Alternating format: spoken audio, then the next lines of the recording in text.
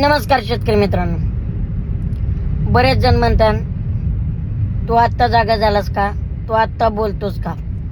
पण मित्रांनो, खऱ्या अर्थाने मला आतापर्यंत वाटायचं की आपण न बोलता सरकार किती गांभीर्य घेतंय याचा विचार करावा. पण सरकार हे झोपलेल्या माणसासारखं आहे. म्हणजे झोपेचं सोंग घेतलंय पण हे झोपलेलं नाही.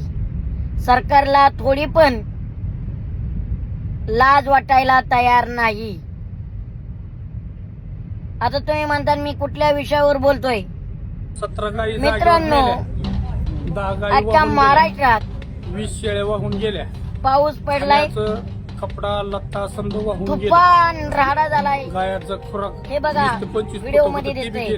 शेतकऱ्यांच्या जनावर गेलेत, शेतकऱ्यांची पिकं गेलेत, 100 ते 150 शेतकरी डसा रडतायत, मोडून पडलं. कुणाच्या तरी आया बहिणींची घरं गेलेत.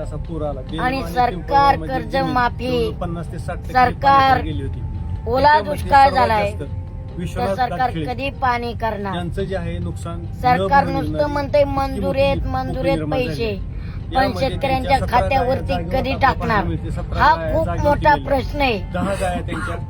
याचा थोडाफार विचार केला पाहिजे. ओला दुष्काळ शेतकऱ्यांना आर्थिक मदत जाहीर झाली पाहिजे ना राव. लवकरात लवकर करा. आणि या ठिकाणी लय उशिरा करून उपयोग होणार नाही. कारण आज शेतकऱ्याच्या पुढे एक संकट आहे की जगायचं कसं. निसर्गाच्या पुढे शेतकऱ्याला जाता येत नाही, निसर्गाच्या पुढे कोणी नाही.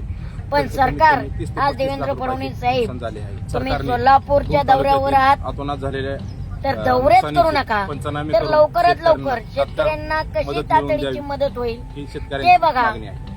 कारण शेतकऱ्यांच्या पुढे जगण्याचा खूप मोठा प्रश्न आहे, हे ध्यानात ठेवा. धन्यवाद.